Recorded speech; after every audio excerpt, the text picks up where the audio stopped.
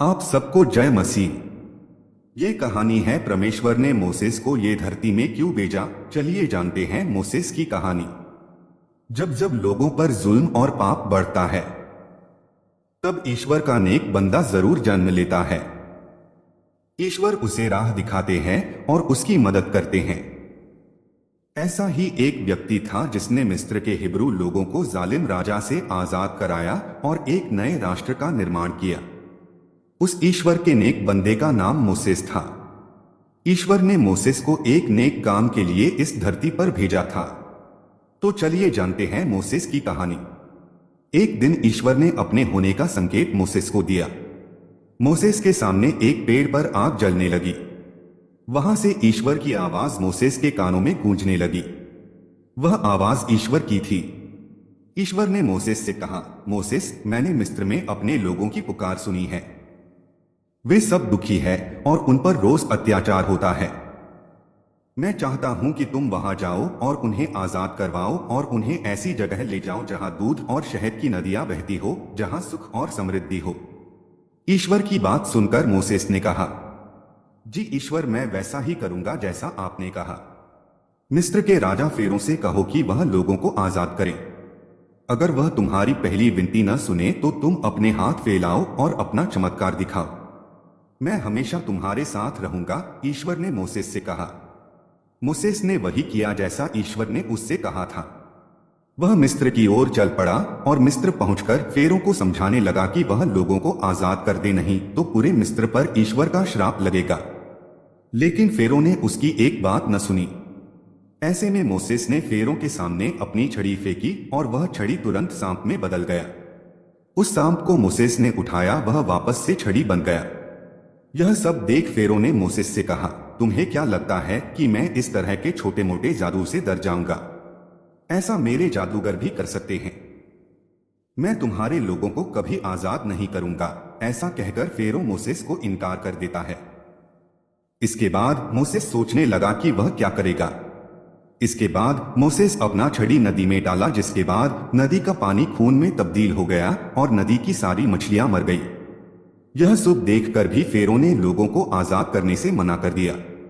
ईश्वर का मिस्र पर प्रकोप। अब ऐसे में मोसेस नहीं समझ पाया कि अब वह क्या करेगा। वह ईश्वर से प्रार्थना करता है, हे ईश्वर, मेरे 2 बार कोशिश करने पर भी फेरो नहीं माना। अब आप ही बताएं कि मैं क्या करूं। मुझे रास्ता दिखाए मेरे ईश्वर। मोसेस, मेरे बच्चे, अब पूरे मिस्र में मेरा कहर बरसे, ईश्वर ने मोसेस से कहा। इसके बाद अचानक पूरे मिस्र में बड़ी मात्रा में मेंढक आने लगे।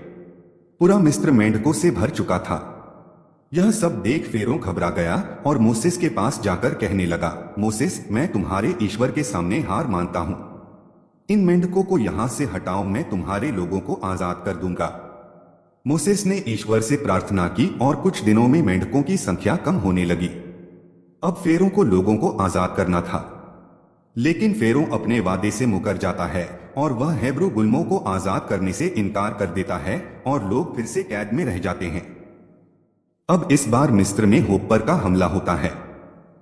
पूरे मिस्र में होपर भर जाते हैं, लेकिन फिर भी फेरो अपने फैसले को नहीं बदलता। मजबूरी में ईश्वर को फिर से मिस्र पर अपना प्रकोप दिखाना पड़ता है। इस बार पूरे मिस्र में मक्खियों का हमला होता है और पूरा मिस्र मक्खियों से भर जाता है।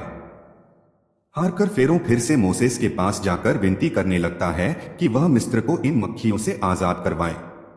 ऐसा करने से वापस मिस्र से मक्खियां गायब हो जाती है। लेकिन फेरो फिर से अपने बात से मुकर जाता है और लोगों को आजाद करने से मना कर देता है। इसके बाद मिस्र के सारे जानवर बीमार होने लग जाते हैं।